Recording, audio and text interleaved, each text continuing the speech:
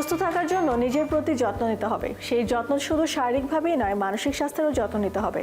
তার জন্য নিজেকে সময় দিতে হবে এবং নিজের পছন্দের কাজগুলোও করতে হবে।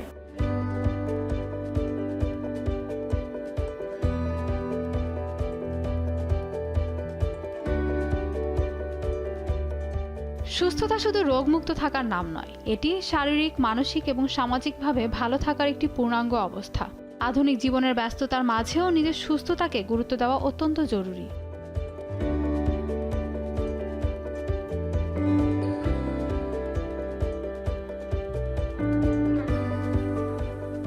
নিয়মিত ব্যায়াম, সুষম খাদ্য অভ্যাস, পর্যাপ্ত ঘুম, পরিচ্ছন্নতা এবং মানসিক প্রশান্তি সবকিছু মিলেই গড়ে ওঠে একটি সুস্থ জীবন।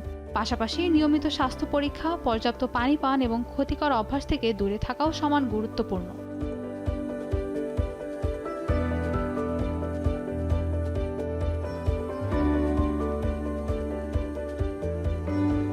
প্রতিদিনের ছোট ছোট ভালো অভ্যাস ভবিষ্যতে বড় ধরনের রোগের ঝুঁকি কমিয়ে দিতে পারে।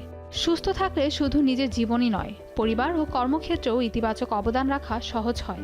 তাই ব্যস্ততার মাঝেও নিজের শরীর ও মনের যত্ন নিন।